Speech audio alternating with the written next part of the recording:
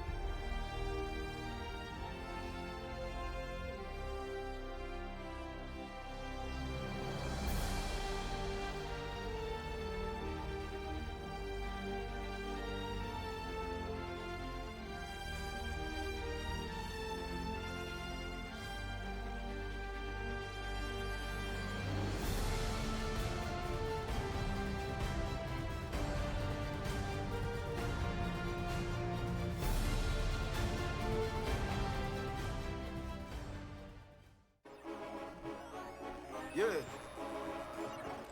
Yeah. Hall of Famer, how did you not know? Championship, about to win a Super Bowl. Fans in the stand, love it when I'm in the dome. Touchdown dance, celebrating cause I'm home. Cleats on my feet, running routes all day. Shotgun, wildcat, I know all the play. Could've been a quarterback, just put me in the game. I was born a champion, and I just want the ring. MVP, I'm the best on the list. You can join the team, cause we headed to the ship. Hey, you looking at a champ. Hey, you looking at a champ. You looking at a champ. You looking at a champ. Hey, all I do is win. All I do is win. You looking at a champ, and we going to the ship. We going to the ship. We going to the ship. Hey, all we do is win. You looking at a champ. You looking at a champ. Hey, all I do is You're win. looking at a C-H-A-M-P. Every time I do it, make it look easy. Better be prepared when you come for me. Don't talk me to death, you know that stuff cheap. I go hard on the west, I go hard on the east. It don't really matter either way, I'ma eat. You know I do numbers, 1, 2, 3, count on me like work easy. I can do it in my sleep, I do not know defeat. Championship rings on my hand, go bling in games when I please. Good night, R.I.P. Ain't no OT. You are not a champ, boy, you don't wanna You be. looking at a champ. You looking at a champ. You looking at a champ. Hey, all I do is win. All I do is win. You looking at a champ, and we going to the ship. We going to the ship. We going to the ship. Hey, all we do is win. You looking at a champ. You looking at a champ. Hey, all I do is win.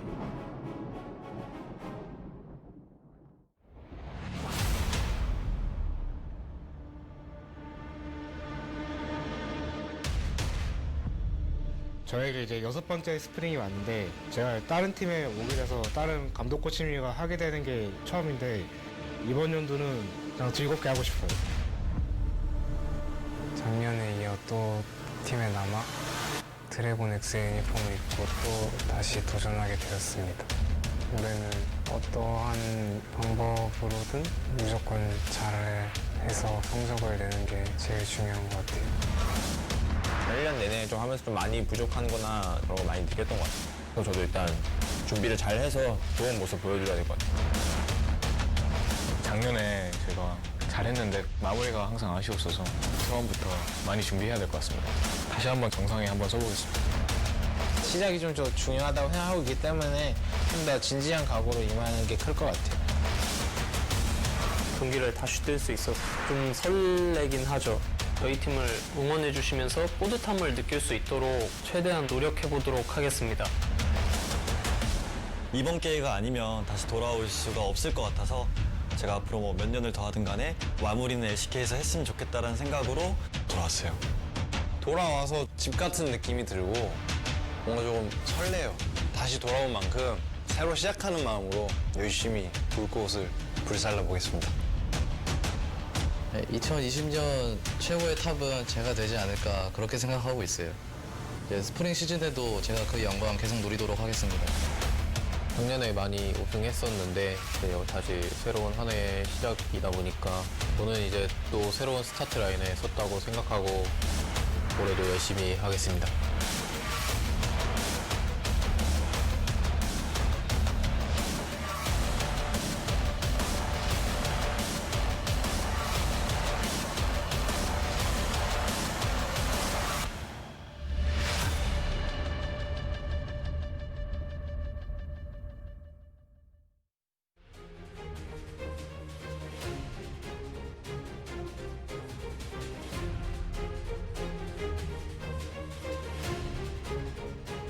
Welcome, ladies and gentlemen, to day 2 of LCK Spring 2020. I'm Atlas, joined once again by LS, aka I couldn't make something about your hair. It's it's new though. Yeah, I like it. No. No, you're not a fan? That's okay. You know, you can be honest with me, Atlas. I just like that it's a bit like mine, you know? It's like you haven't got a haircut.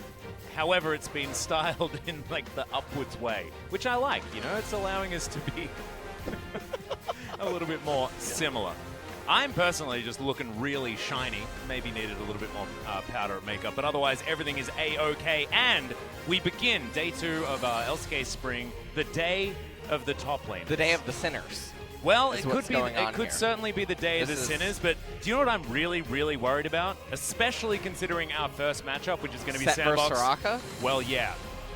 And don't worry, I've done my due diligence, right? Yeah. We were expecting Ixu to play Soraka without even looking at his solo queue. But don't worry, his highest KDA in solo queue at the moment all season has been Soraka. So, Perfect. there we go. That's just how things are going to go. So after yesterday, which was an incredibly long day of League of Legends, a fantastic day though. I mean, especially our first series where it was full of turmoil, full of back and forths, really, really cool stuff. Also, Faker getting off to a great start when it comes to the MVPs. And these are the awards that have been updated a little bit for 2020. We're introducing Young Player, which is a new one. Only players under 19 Korean age, which is 18 or largely 17. 18 or 17 in Western age, yeah. In Western age. And then all LCK team, which is like best players in each role sort of thing. Best coach is now a new one as well, which is cool considering the massive amount of coach swaps that we had before 2020. And then regular season MVP that you guys all know and love. The voting is going to be one player vote and one coach vote per team for a lot of these, which is really cool, as well as a lot of media votes and LCK staff votes and us and things like that as well. So yeah, lots of cool stuff when it comes to the new LCK awards. A lot to fight over for the 2020 season, and now possibly going to have a look at two of the candidates for that top lane position in All-Star LCK. As Summit is going to be making his way onto the Rift. Ixu might be up there, who knows? Depends whether he gets his hands on his Alawi and things like that more often than not, but this is a day where I'm looking mostly at Summit because he's just really damn good. The starting lineup for Sandbox is actually going to have Root and Joker. That's really interesting, actually. Unless this is not an accurate representation of what the starting lineup is going to be. We don't have that on our sheet at the moment. Of course, Gorilla has been playing as their starter support since Kesper Cup. Yeah. And Leo and Root seem pretty interchangeable. Leo, of course, was a trainee for T1 for a very long time and has now moved over to Sandbox. Root was in Jin Air Purgatory, but did certainly look decent in the spring and summer seasons before Jin Air was unfortunately relegated in favor of APK Prince, which is going to be sitting on the other side of the Rift for this series. Ixu, Kuma, Cover, Trigger, and Secret were mostly the players that we saw during Kesper, but I believe Hybrid's going to be playing in this game, and Flawless is finally here. The god of the LPL, of course, spent some time in Korea before he left, but played for Rogue Warriors, played for IMA, played for JD, and is now back, the Lee Sin god himself, ready to show his skills in a Korean roster, which is going to be pretty fun to say the least. Now taking a look. Yeah, what? No, you go. Go with your points of the match, my dude. Points of the match. This is the CK alumni, so this is the promotion war, basically. APK just recently promoted, and obviously Sandbox promoted last year. I like this class of 2019 versus class of 2020 when it comes to the promotions. Of course, Sandbox were alongside Griffin when they did promote, and we're going to be seeing Griffin in our second series of the night. No more underestimation of APK Prince. I think, like, they have to be the underdogs. They for the absolutely entire are. league. Yes. And this is before we've even seen Flawless. It's like, crazy. What APK Prince is they sent you that email that says, you know, that they just need your bank account information. They actually did that to buy a plane. Yeah, the they didn't pyramid know scheme. that the plane that they bought was Jin Air. Oh no. Yeah, so. Well, they've slotted there. pretty effectively into the Jin Air position, They which is did. a little bit unfortunate. And if you're looking at, you know, their performance during Kesper Cup as well, I mean, Jin Air didn't even do so well over there either. I believe losing to Spear Gaming, which is not even a team that was very good in Challenger. It's a little bit unfortunate. This is, of course, going to be our top lane matchup, though.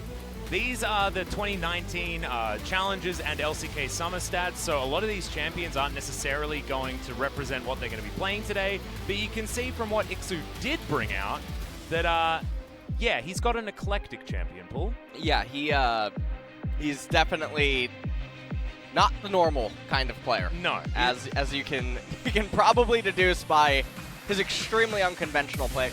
All of them offering different kinds of play styles, but obviously having that one theme in common, which is non-meta. Yeah, and that Viger pick as well was played bot lane, and they sent hybrid top as Vayne during that game as well. So all sorts of really wacky stuff goes on in the APK camp, and I hope that that shakes up things in the draft phase that allows us to see some more of these designer comps, as you like to call them, these compositions that are sort of made around champions like Alawi. You can draft comps around Alawi. You can draft comps around having your Viger there as your carry, and APK Prince is certainly a squad that could potentially get something like that done. But Sandbox on the other side have to be the favorites for this one. We'll see the starting lineups very, very soon when the players walk out on stage. 팬분들을 다시 만난다고 Now let's hear some trash 생각하니까 talk. 좀 설레긴 하죠.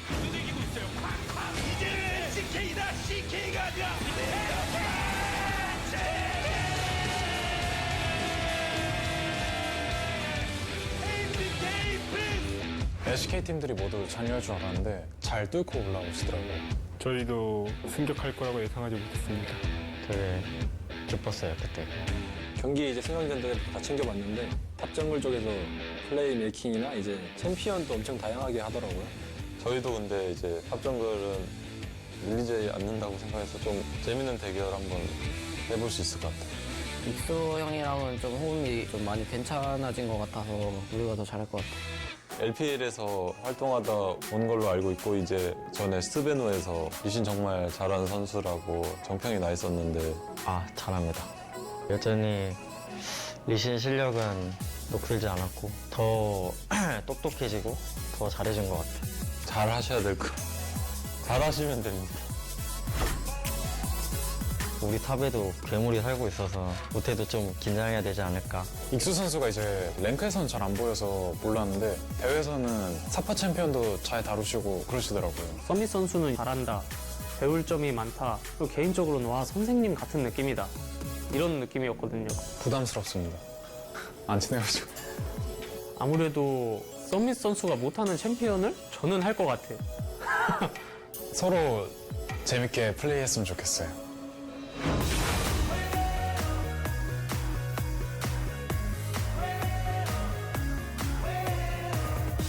스코파컵에서 레오 선수가 되게 좋은 모습 보여줬는데 뭐 고릴라 선수랑 이제 뭐 합도 잘 맞았던 것 같고. 일단 원딜 동생들 다 잘해요. 그러니까 둘 다 잘하는데 이제 레오 선수는 아무래도 좀 더 적극적이고 루트 선수는 조용히 자기 묵묵히 자기 할 거 잘해주는 스타일. 서포터 포지션에 그래도 나이 좀 있으신 분들이 많아서.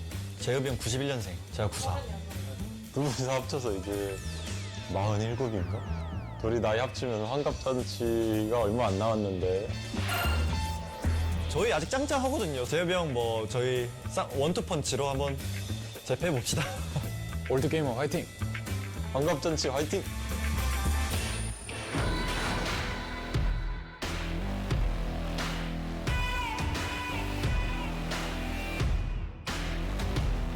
작년 저희 팀이 승격했을 때 평가랑 좀 지금 분위기도 좀 비슷한 것 같은데 APK도 증명을 해야 된다고는 생각하고 있어요. 저희 팀이 됐던 것처럼. 처지는 비슷한데 아마 저희가 좀 더 낫지 않을까 싶어요. 반란을 일으켜보도록 하겠습니다. 제가 작년 LCK 트래시 토크 때 킹존 폰 선수한테 들은 말 중에 강등 안 되시길 빕니다라는 말이 있는데 강등 안 되시길 빕니다. APK 선수들도 긴장해서 꼭 이겨내셨으면 좋겠어요. 저희가 이길 수도 있는 거잖아요. 샌드박스를 걸음 삼을 수 있는 경기가 되도록 노력하겠습니다. 오랜만에 LCK 복귀해서 뭐 초장부터 약간 포텐셜 가득한 팀을 만났는데 꼭 좋은 모습 보여드리도록 하겠습니다.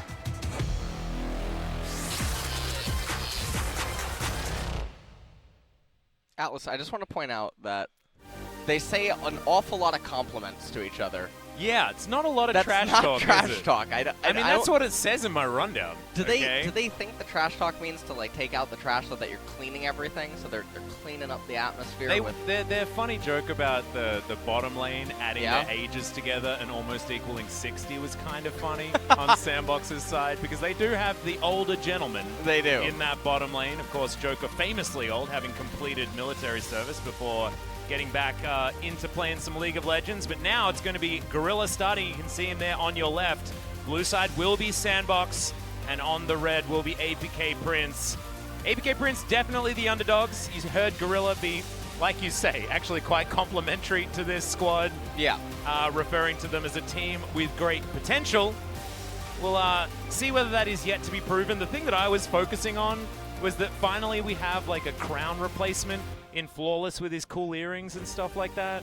There you go. Bringing out the bling. So thankfully, you know, Crown is gone. He's over in NA doing great things, but at least we've got Flawless. You can see him there at the bottom of your screen right now. But let's have a look at Sandbox first up. This is going to be the starting roster. It's Leo over Root, like we were expecting, with Gorilla over Joker. This is our largely expected starting roster for Sandbox, and it's no surprise that they are going to be starting here today. Summit on Fleek and Dove are almost guarantees. Haven't seen Fate since the Kesper Cup, and Dove certainly looked better during that tournament as well. Fate, of course, a bit of a rookie on this squad, but does have some good solo queue performances. And this is going to be your APK Prince lineup. And speaking of rookies, they have one as well in the mid lane in Keen. Hybrid has been playing around challenger teams for about 2 years now, and that is the Kongdu Secret on the bottom side of the map. Secret back. He's been playing for a long time. Never really found his spot in the spotlight. And Ixu, of course, he's an older gentleman as well. Yeah. Was over in the LMS playing as Ursu for a while, was back here on tried Jin Air for a Bitcoin. while. He tried Bitcoining for a while. Yeah, and I don't think that worked out actually. Well, I mean, he's for him. back. Isn't Yeah, he is back. So that is something that did happen. But today, for me, it's all eyes on Summit. Absolutely. I know that you had just tweeted out before the broadcast. It's mostly between him and Keen for the best top laner in the LCK. And then in terms of just raw mechanics, I put him as the best in terms of just control over his champion, spacing, everything that you would want out of a mechanical player. I think Summit, I think he leads in that category. Yeah, I feel like Summit is your quintessential, extraordinarily powerful solo queue top laner, Yeah. right? He has all of the skills that you'd require in that particular role. Keen just has everything else as well.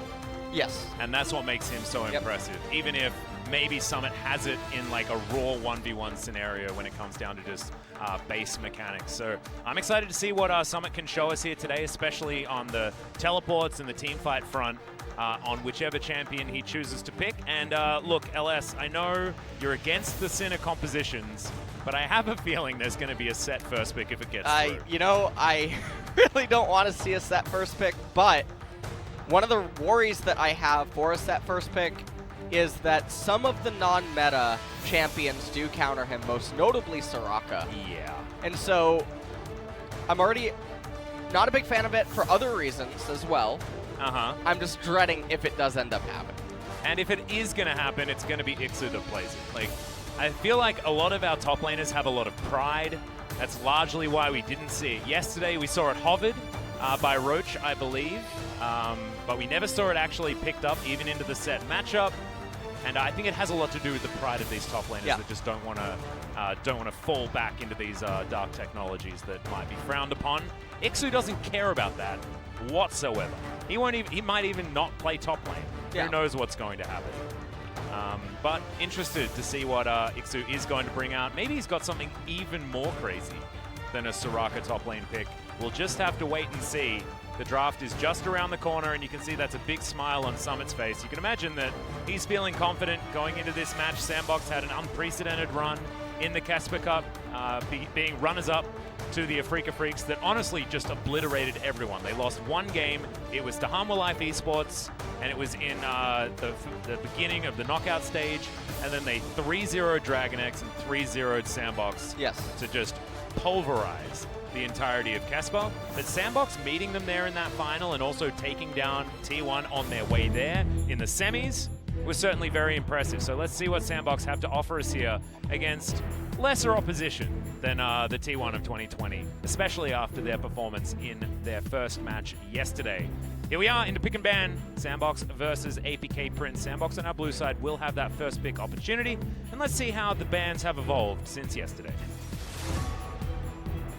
Rumble gonna be the first ban away. I wonder if they're just gonna remove all of the cheesy or non-meta top laners. I really gotta think of a better word than just saying non-meta all the time. It's really just, it's not very clean. Cookie cutter? You can say cookie cutter if you want. That's That's not another cookie cutter one. at all. Non-meta. All right, so saying something that's Abstract. non-cookie cutter. Abstract. There we go. Unique. There you go.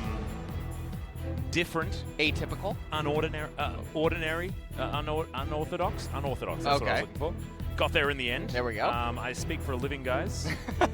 There we go. Kiana going to be the final ban here on Sandbox's side, ignoring the nerfs slightly there, as the Elise is also going to leave. And now Summit has freedom to pick that set first pick, and it's just how it's going to go. And it's really weird when champions like this end up not being ban-worthy, but they're willing to first pick it. And again, it has weaknesses that can be abused. And will they just Soraka it? Right now they're hovering Mordekaiser. Well, they can lock in Mordekaiser here and flex it into mid lane if they would like to. Is something that's been picked against the set and has had mixed results. Mixed results. The thing about it that worries me is it is a skill matchup that, truthfully, I think if Set plays it better, he comes out on top. And that would obviously not bode well for the dynamic of this matchup, where I really think Ixu is going to need some sort of an edge in order to go even. Well, Flawless has the opportunity to go towards his very famous Lee Sin, and I'd love to see him debut with the Lee Sin on the LCK stage, but looking like it's going to be a flexible solo laner locked in here. Maud is going to be picked up. Now, APK can go for some weird shenanigans here where they flex the Maud towards Dove and then hold on to their top lane pick until the very end and then craft a composition around Ixu. Certainly is something that they could work out. I'm thinking about like a Maud and Alawi composition, and it wouldn't necessarily work out so well because the Death Realm removes a target from the Leap of Faith, which is not necessarily what you want. That's Rek'Sai being locked in for OnFleek. Of course, he's a lover of the Rek'Sai, but isn't a champion that we've seen have any success so far in the LCK. Feels like the new jungle hasn't been so kind to Rek'Sai. One of the scary things right now is Sandbox's theme. Now, they're very, very known for drafting what I call mono-red team compositions. All they like to do is have lane-dominant champions, aggressive junglers, champions that spike at 1, 1.5, 2 items, and then they tend to fall off a cliff. And then if they don't get ahead, they lose very quickly.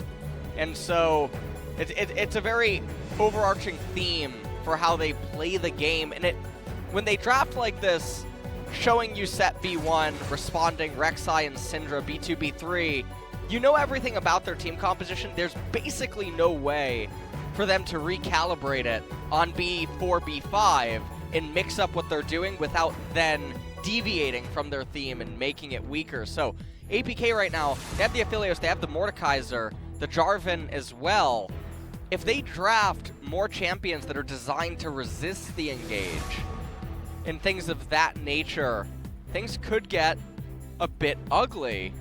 Syndra, I'm curious to see how Dove is going to actually manage to pilot her and what Keen is going to want to... Is it Keen or is it Kine? Kind. Let's call him Kind so that when we get to APK versus Afrika, we don't lose our minds. Yeah, I would just like to see it written in Korean so that I could know how he's intending. That's a good point. I could look him up real quick and show him to you. Because if there's an if it's like Kain, then that would make sense. But one of his solo queue IDs you look that up. might give it away for us. Apparently it's Keeny. Apparently it's Keeny. All right. Keeny. Kaney. Oh, okay. Kaney, like Kaney. It is a Korean pronunciation, but let's go with Kaney. All right. Let's go with Kaney. Jarvan. We'll see whether I can say that in a team fight. That is not necessarily going to be the easiest thing, but we'll see. So Ornn and Orianna banned away. Orianna as a champion that can sort of neutralize the Syndra. Ornn banned away just to take away that late game scaling component. As Nautilus locked in for APK, so this still is reserving the Mordekaiser, who's able... Oh, so it's going to be AD Syndra. Interesting. Against Aphelios, or, well, AP carry Syndra down in the bot lane. Most likely. And are they going to pair this with another mage? They could do it, but Gorilla thinking about going back to one of his old favorites. Thresh could certainly be another option, and Thresh will be locked in. I don't mind Thresh if you're going to play this lane with a little bit more aggression, because Gorilla can hang back while Leo is going aggressive and then utilize the Lantern in order to get out of a tough situation. Is theoretically a way that you can abuse what is a very difficult level 1 for Aphelios to play in. Kinda, that would be a way to debut, but it is going to be the Snake Lady locked in instead. Cassio versus the Zoe will be our mid lane matchup most likely. Okay. Cassio is really surprising. Cassio is really good against 3/5 of Sandbox's team composition and then really bad to the other two, which is really interesting. And obviously in a vacuum, Cassiopeia is actually good against Zoe, but that's not how things work in competitive. And I mean, if you don't believe me, just tune in yesterday, the ping pong for 25 minutes every game, where nothing really tends to occur in the mid game. And so at the very end, rounding out the team compositions, everything in theory should be decided by the Syndra and the Zoe versus the Cassiopeia and the Aphelios, and that's just going to be the dynamic of it all. Mordekaiser's there to stifle the Sandbox team composition set. I mean, he has a target, but this is, again, is one of those situations where Set doesn't really do anything unless he's overly fed. Then again, it is Summit, and it's Summit against the biggest underdog in the LCK right now. Yep, I believe so. And he's an underdog that utilizes cheesy picks in order to get himself over the line. That's how they promoted into the LCK, did APK Prince. And this is an extremely standard top lane matchup that can come down to just skill-based trades and is a champion that Summit has a lot of experience fighting against and on himself. So this is not one of your times where Ixu can leverage his very deep champion pool knowledge to try and find himself an edge. This is going to be an honest 1v1 in the top lane, and that's why we're a little bit worried for Ixu, the older gentleman of the top lane on APK's side. But it's not over till it's over, and we'll see whether APK can get across in this one. Game 1 now upon us. This is where the fan chants would be, but unfortunately, due to the coronavirus, we do not have an audience here today, and not until further notice. So we apologize, guys. We'll be getting those whitings for you as soon as possible. The music that Mordekaiser was trying to play, the song of our people. Yeah, he was certainly busting some stuff out there. I'm glad that we panned away from him as soon as possible. As Dove, certainly a very notable Zoe player. He's working out to it.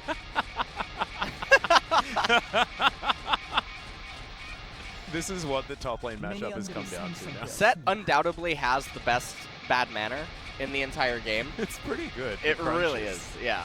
Oh, damn. He is really getting a workout on. All right, well, we'll see how Ixu's going to do. Looking around the rest of the map, I think, you know, your point about mono red is going to be gigantic here for Sandbox. If they can't get some stuff done around the mid game where Zoe is so strong and where Leo can look for picks alongside Gorilla, it could be a rough time. And let's see what OnFleek can do. Of course, OnFleek, one of our more proactive junglers in the early game, and might actually be necessary here with the Rek'Sai, and he's of course taken the Hail of Blades. And certainly showing us that he wants to make some moves in the earlier game. And using that sweeper means that they have to respect the Jarvan, but it also doesn't really matter because Hybrid and Secret pushing in the lane. Dub able to get level 2 first. He's shoving in Keeney here in the mid lane as Jarvan goes for the red into blue buff immediately. So we'll see if something ends up happening here, or if he's just going to actually go into a third camp immediately, as Summit definitely getting the better end of these trades. This is also level 1. I thought it might be Flawless going for a level 2 getting top lane, trying to bait Summit in. Which was really surprising. That's not a very standard set level 1 skill point. Yeah, the face smasher. An odd one. Normally it is going to be Haymaker picked up, level 1, so you can have some sort of range harass, but Ixu, I mean, he does have the Obliterate, so it does have a slight range advantage if you don't take the W on set. See how Gorilla and Leo do down here towards the bottom side is generally a lane where Syndra can find some power, and especially the follow-up for ganks is going to be really, really strong. I swear so much of this game is going to hinge around what OnFleek can actually achieve on this Rek'Sai. Summit just punches Ixu. Thankfully, isn't going to be within turret range as everything goes wrong for him there. So far, top lane is looking like it's going to be a stalemate, but Summit has the option now to start pulling the next few waves, or at least have this one reset. Cleared that one out actually extremely fast, so just keeping him underneath the turret. Rek'Sai maybe going to be able to path up, but Dove might be in, well, I mean, he's not going to be in too much danger. Yeah, Flash has to be used though, respecting Flawless's ability to flash after the EQ, or during the EQ, as is the best way to get that one done, but that's flash down in the mid lane and heal down as well. And it's really strange that Zoe was playing right pocket lane when Rek'Sai was on the left-hand side. So, definitely not super ideal lane play, but now OnFleek waiting in the distance, maybe trying to get something here. But this is a really awkward gank timing. It would require Keeney to go for a trade, but Keeney doesn't have the mana pool to both trade and then look to ideally CS. And without having teleport available, it's a pretty unlikely thing to do. So OnFleek looking to gamble. Yeah, well, Very hard there. He's able to steal away a Raptor camp. Might be able to head top lane to now put pressure on Ixu, and we thought Summit wouldn't require any help, but he's getting some anyway as Dove's got a proto belt that he can throw towards this Mordekaiser. It's a really rough time now. He should be going down. It is a really nice dive, and Summit gets all of that grit in order to tank an extra turret shot as well. So first blood going down, and it's in favor of the Set lane as well. The big question for me right now is, what is Set going to build? Don't let me see the Kindle Gem. Oh, this is Summit. We can trust him. We can trust him. He's got a longsword. He might even be going for the other build where you have a Tiamat very early. I think he would have picked up a Rejuve bead. That's true. If that was actually going to just be the case, because he could then just rely on the Rejuve bead, Doron Shield, and Set passive to sustain against Mordekaiser. So we just see how this is set up. I mean, Summit is endlessly pushing and actually casts the W there a little too early, takes an extra turret shot, but doesn't really matter, not the end of the world. He also gets the boots, which really helps Set convert into damage by using mobility essentially as damage, staying on the target for additional auto attacks rather than just doing shorter combos against the Mordekaiser. Also good against Mordekaiser just in general because Mord likes you to be in position. There's the flash in though. Immediately OnFleek is here for the follow-up. Flawless in trouble. The Hail of Blades, Rek'Sai doing work in this early game. We said he needed to, and damn, he's delivered. Flawless just trying to do a little too much this game, falling behind quite a bit in tempo. He's also down 3 camps. And now he's going to lose left-hand side Scuttle Crab, which is going to put Rek'Sai in close proximity to top lane yet again. That looks like it's coming into Summit. And Summit, this is the wave, I believe, that he gets level 6. It is. So he's going to have the Superplex available. Yeah, Superplex is going to be utilized there as well as the Death's Grasp working in favor of the Set. That Obliterate didn't work. Death Realm has been activated, but OnFleek is going to be there as soon as it dissipates. Look at the amount of grit that Summit has. I think this would have been a 1v1, but OnFleek's going to be there to help. And Summit says, why did you KS me, bro? I had that. And so that was pretty interesting. Used the Mordekaiser E against himself to get the suplex without needing flash or anything to pull him further down the lane. But Ixu, not having flash anyway, like you said, I think it was going to be a 1v1 regardless. And this Set lane is really just getting out of control. Now, the question for me is how, again, is Summit going to itemize? He only has the longsword, so he has options to go into Hex Drinker, or he has options to go into Phage, or he can get tier 2 boots and hold on to just the longsword.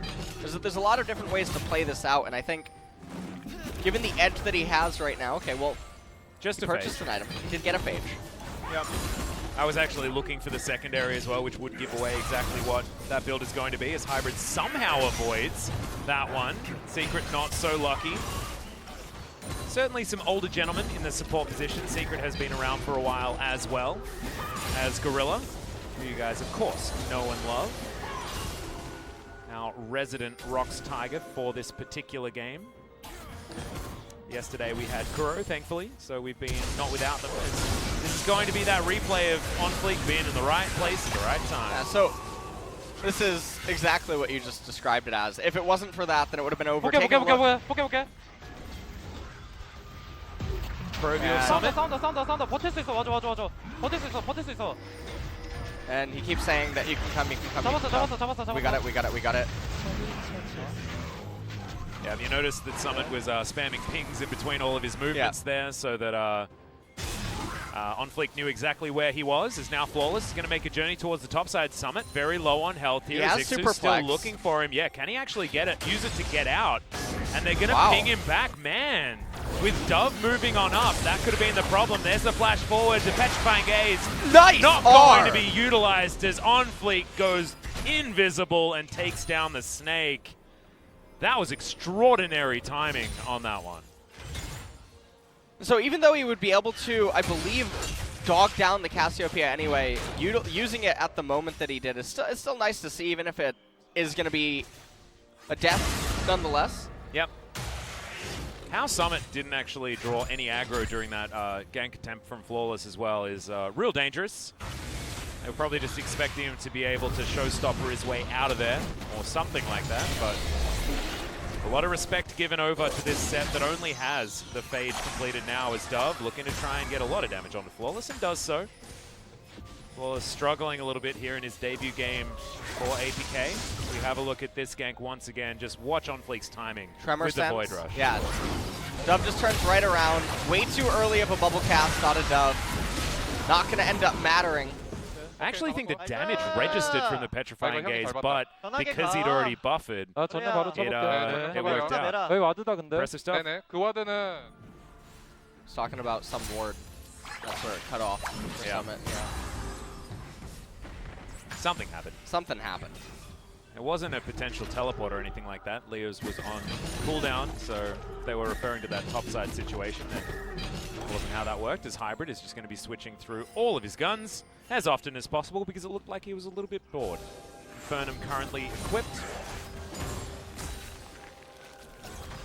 That extra AoE that you do get with that one.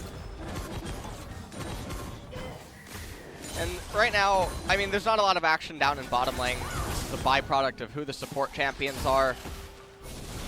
So this is why I was initially saying, can we get a mage down in bot to pair with the Syndra? But yeah, it could have been a lot of control. We're just going to have this this matchup where we're playing ping pong, as the cameraman is staying on it for a little bit. But Rek'Sai is here, so can Gorilla land a flay and a hook? Oof. Chose both targets there, and to do that, it's more difficult to land anything. Leo sneaking that little orb on top of Hybrid. But so far, Sandbox have exactly the level of control that they want at 11 minutes into this game. And I have taken the Rift Herald already as well. So just waiting for where OnFleek is going to put that one. 3 members of APK here on the bottom side.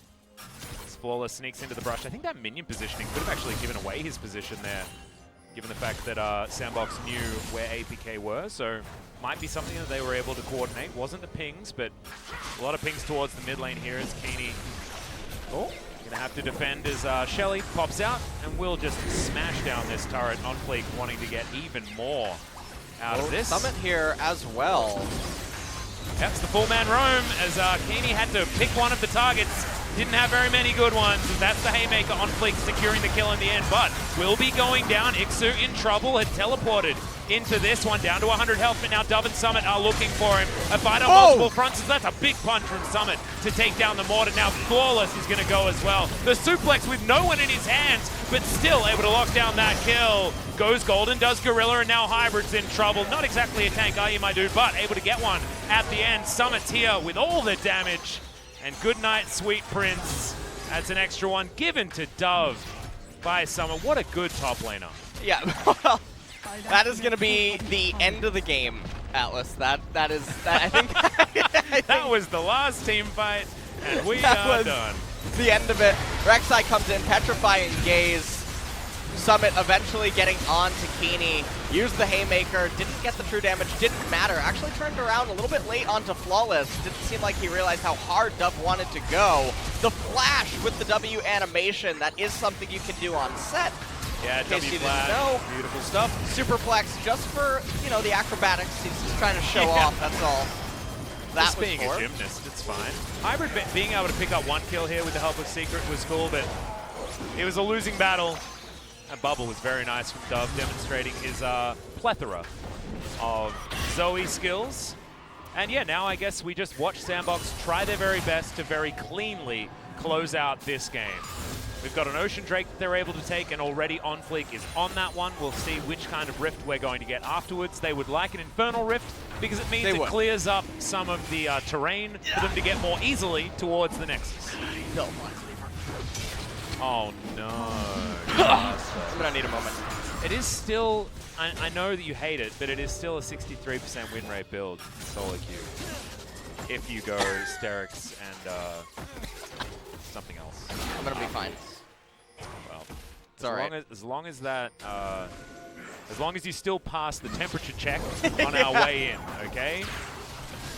Don't want you getting a fever from any of this, because you won't be able to go out and get yourself a coffee. That's alright. And it is going to be the Infernal Soul that would end up coming up for Sandbox. Yeah, exactly what we were talking about is Dove. Super Soakers Kaney. Summit comes down, and oh no, that was a whiff on that one completely. Flash utilized here, but now the set having to deal with a few members of APK. That's a big haymaker, and thankfully the grit was built up by Summit to get that shield to help him out. 2-0-4 now on this set. Pretty gigantic CS margin as well. 20 in the lead over Ixu, who's the 0-3, going for the killing spree of deaths. Is not what you want to see. This tower, not long for the world bottom lane. And I like this. I like that you were talking about the mono-red aspects of Sandbox. Yes. This is a team that plays mono-red really well, actually. Yeah. If it doesn't work, they look a little bit silly, but when it does, they have a lot of practice really bringing it home. And I think it has a lot to do with OnFleek and his ability to play proactively in the early game and not necessarily being one of those facilitary junglers, and can look a little bit lost in late games of more close matches. Yeah, and so, I mean, when you get ahead with these type of team compositions, they can feel really oppressive. And fortunately, they have these artillery mages in the Syndra and the Zoe who, even though they have controlling aspects, and if you ever heard me talk about colors, I would also dub them as blue as well. They have the aggressive aspects of themselves that are going to be there to augment the composition to still be able to keep pushing on, even when there's no turrets or no objectives up. Yeah.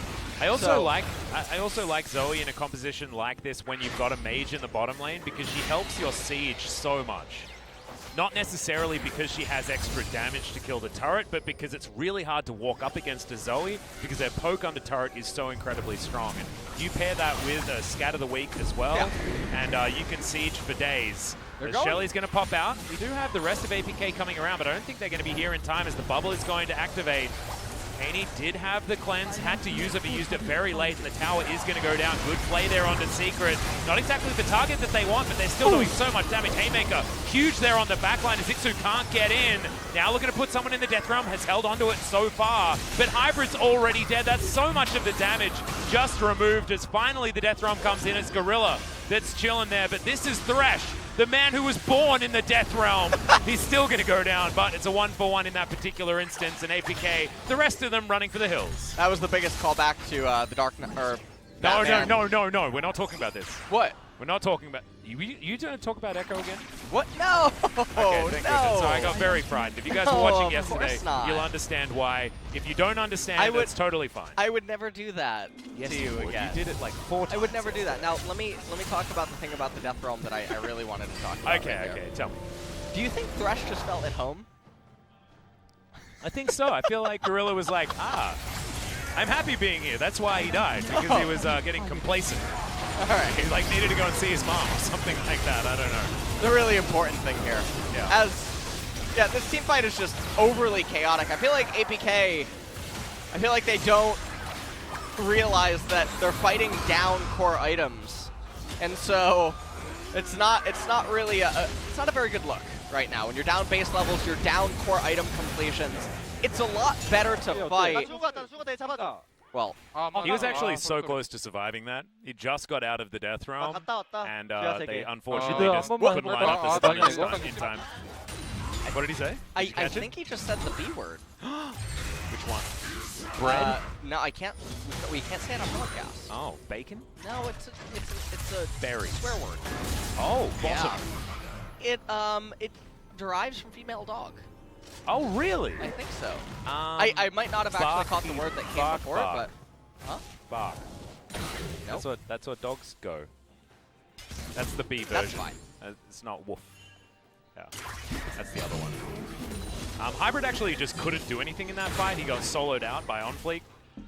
Certainly impressive to see Sandbox playing on the same page, but on multiple fronts. And that is the kind of goal graph that every coach looks at and they're like, my team's good. My team's real good. Stonks. Yeah, right. And you can see those little upticks, upticks of successful team fights, successful objectives, everything that Sandbox has done. Everywhere OnFleek has gone, it's just been success. Also, this is so strange, Cassiopeia's itemization. This game is definitely leaving much to be desired, but... Well, I mean, Cassiopeia just wants some itemization, but right now it doesn't really have many options. There's not a lot of money. Why does Leo and Dove, why does it really look like they're both about to get a Morella Nomicon? Well, I mean, Dove just did. I wouldn't have minded just sitting on the Oblivion Orb, to be honest, because if you're playing a composition that peaks so hard in the mid-game, flat penetration is theoretically going to be a good idea. Yeah, and but right now you can see there's they only already a had couple of MRs. Negatrons there. So here's the thing. People always complain when I talk about Morello, right? And they always try to justify it from, well, the pro did it, it must be good. No, because there's other pros that won't do it, ever. And they've spoken about why they won't do it, ever. So even though there's some healing on the side of APK, there's some Conquerors, 15% of 150 damage after resistances, not a lot of HP being healed. Now, if you had a Leandri's, the burn damages would equate to more damage dealt than the healing prevented. Not to mention the fact that both of these AP carries both of the AP carries have abilities to CC. Yeah, they have lots of ability to CC, they have lots of long range. So it's not even like the enemy is getting chances to heal, but then in addition to that, when there's already magic resistance stacked on the enemy team, any MR value exceeding 39, Void Staff is going to give you higher penetration.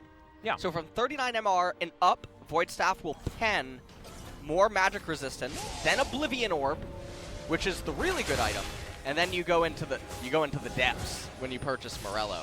Yeah, I think that sitting on Oblivion Orb is sitting fine on Oblivion is okay. Yeah, if you're trying to just reach the highest number of raw magic penetration you can get. Yeah. So you can stack it with Sork Pen Boots, and then you can go Void Staff. Yeah. And if they have a champion on their team that doesn't have MR, like it traditionally an 80 carry, you'll often see that. I mean, Aphelios has the lowest base MR of any 80 carry, so to be honest, this is a decent game for it. So you pick up Void Staff, you start doing true damage to him, that's fine. Yeah. But upgrading to the Morello, investing the gold into that rather than just getting a Void Staff, definitely does feel a little bad. You know, we went on a little tangent, but that's because we're in the lull state. We are in the lull state. We made it there. This is where Sandbox are just trying their best to crush down this game. They're looking to clear out vision around this Baron pit. They'll take it when they feel like it. Their Baron control is, I mean, at least their Baron taking speed is not super high this game, which is why they're not claiming it too much. But Ixu's put someone in the death realm. I believe it's OnFleek. He's going to throw out the ultimate though, go golden. He's going to wait that one out. Summon's going to grab that kill. Flawless goes in, goes out. Can he get out far enough? As the Moonlight Vigil comes in and does basically nothing. Flawless, slight mistiming there, but the last auto attack from Leo's going to do it. Good double stun, immediate cleanse. He's going to at least gather one kill for APK from the Aphelios, but he goes into the death realm very, very quickly, and that's the ace, and that'll be the game. That'll definitely be the game, Atlas. I just wanted to let you know that. This was the deciding moment. This was actually absolutely that the wasn't deciding actually moment. The game. The game is when the Nexus gets last hit. Oh, that's true. I'm a color caster. I just wanted to let you know that. No, that's actually how the game works. No, that's a good point. And whoever gets the Summon just flashing for fun, demonstrating to us again that the Haymaker can actually be buffered with a flash. Pretty cool news. Gorilla going to utilize his and then chain down this Nexus. And they will be able to grab it. That's Summit picking up the 50 gold. He is the official winner because he killed the Nexus. Sandbox with an expected victory in game one, but damn, was it a clean one. This is probably the cleanest game win that we've seen so far in the LCK for 2020. You know, it's understandable. We've only had, 7 games now, but still very, very clean, well executed. APK not really with too many options. Is the cleanest game the perfect game from yesterday? Was it a perfect game? It was like 2 turrets away from a perfect game, wasn't it? That was game 1 by KT. No, it was game 2. Game 2, yeah, by Genji. Yeah. That was 2 turrets away from a perfect game, so probably the cleanest. But it was a very long 26 minutes. Yeah, it definitely was. The longest 26 minutes ever. It was actually the longest 27 minutes of 26 minutes. Yeah. You get what I mean? Not really. No? Are you talking about going back in time a little bit? Because there was some death realms being utilized? No, Is my I'm brain talking being about broken relativity, again? okay? Oh, okay. You know? That's cool. I didn't think we study. aged much greater than the 26 minutes. You earned an extra minute on your life over what was actually coming to pass. Exactly. Oh, unfortunate. We don't need to talk about that one anymore. We can just talk about how clean Sandbox were with this particular victory. Very, very nice stuff. Didn't actually see the clock, but we'll check that one out in the post-match screen. The thing that was the most beautiful, though, was having a look at that gold graph just steadily increase, having a look at a Rek'Sai with the Hail of Blades play around her Keystone so extraordinarily well. Here, another example of OnFleek just being real good. And I was ready to give my MVP over to Summit, but my vote's going to OnFleek pretty comfortably, my dude. Giving it to Summit. Oh, of course. He started the lane kingdom. Of course, literally Set gives his vote over to Set. Likely Summit. It's like a vote for yourself, isn't it? Who's LS? Likely Summit. Who's LS gonna vote for? Likely Summit. That's probably gonna be the case here. So. Well, look, it was already written, I guess. So proven. He did play very well, and the fact that he was able to get some solo kills topside and really snowball the rest of the game for his team was impressive. But the 8k damage, more damage than their bottom lane carry in the Rek'Sai, I think that he deserved it. So we'll see who manages to pick up that MVP. 22 minutes was on the clock. Yeah. I think that game I was talking about playing around a Baron before the Baron had actually spawned. Oh no, I think it was just after it spawned. So a 20-minute Baron would have been extraordinarily difficult for that composition, but they just forced it into a late game scenario much earlier than the late game should have got there, and that's exactly what their composition was designed to do, and they played around it beautifully. Playing to your composition, drafting around your key players, it's what we wanted to see. It's what we've been asking for so long. The mono red, not necessarily what we want, but when you execute on it, when you give us that sweet League of Legends based on what your composition is designed for, that's when we give you the thumbs up. So LS very close to being impressed, but we haven't completed the series just yet. We still have potentially one more game if Sandbox can take it, but APK do have an opportunity to bring out some of those Ixu Dark technologies and try and win the game. We'll see you after the break for exactly that.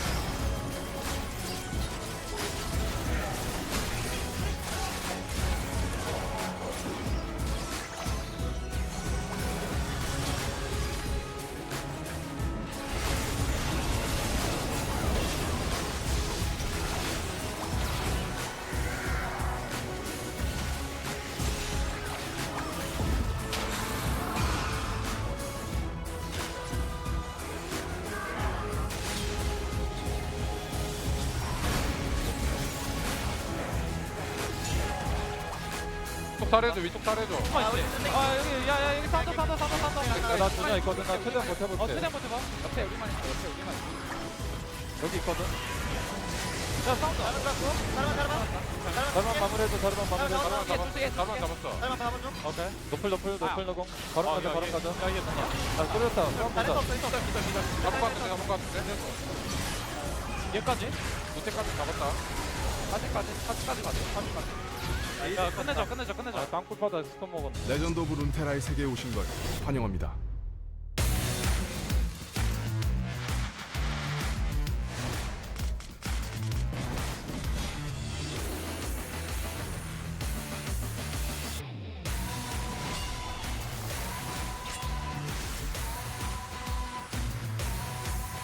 이것은 실력 지상주의 매지컬 세계. 자, 이제 그럼 한판 붙어볼까? 레전드 오브 룬테라.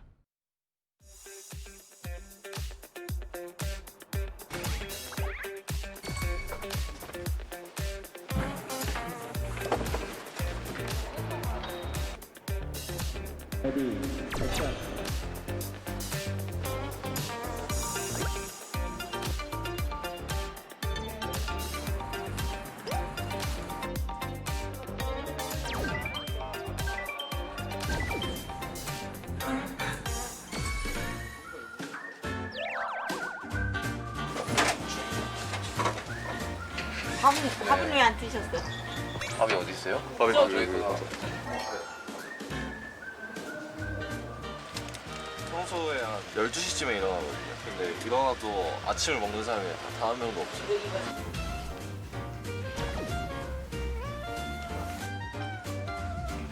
딱 이거 다 먹으면 맛있게 되고 더 먹으면 더 그렇게 해가지고.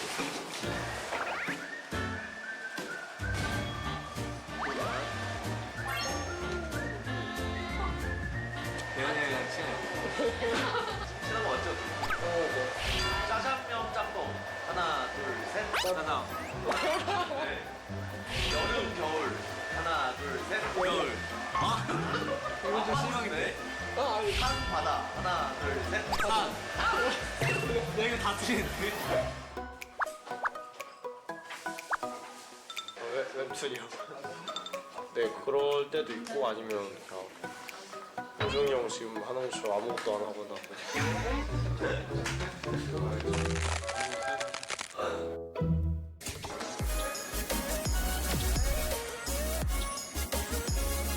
평소에 촬영하던 거랑 그냥 똑같이 진지하게 임해야 할 것 같아요.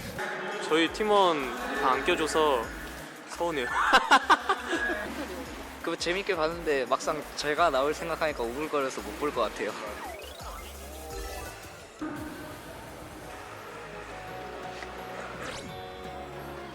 어떻게 있어도 멋있게 찍어주시는 것 같아서 잘 찍어주시길 바라면서 열심히는 찍어보겠습니다. 뭐 그냥 평소에 하던 대로 잘 찍도록 하겠습니다. 시키는 대로 하면 잘 편집해 주시더라고요. 이제 여기서 촬영해 주시는 분들이 하라는 대로 열심히 임무를 수행하려고 합니다.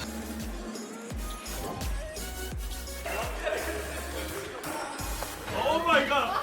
와, 무섭다. 처음에 부정했는데 보면 볼수록 다른 것 같아요. 중에 한 명 조리라도 사라져야 돼. 아 진짜. 잘해보셔요. 그다음에. 네, 안녕하세요. 저희는 이번에 타이틀 촬영을 하고 있는 젠지의 뮬러 리드입니다. 무조건 친하죠. 이거 뭐 질문 자체가 일단 너무 좀 저희를 무시하는 그런 느낌. 별로 그렇게 친한 느낌은 없고 이제 상당히 신뢰가는 단계입니다. 젠지에 있으면서 가장 행복하다고 느낄 때가 언제입니까? 없는 것 같아요.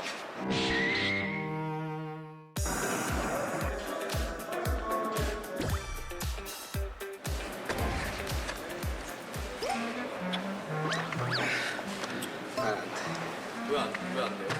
살쪄서요. 하나생명 밥이 너무 맛있게 나와가지고 제가 주체할 수 없어가지고 2kg나 쪄버렸어요. 비시즌이 되면서 이제 할 게 없으니까 운동이라도 열심히 해서 이제 건강관리라도 해야겠다. 매일 밤마다 다이어트를 새로 하는 사람.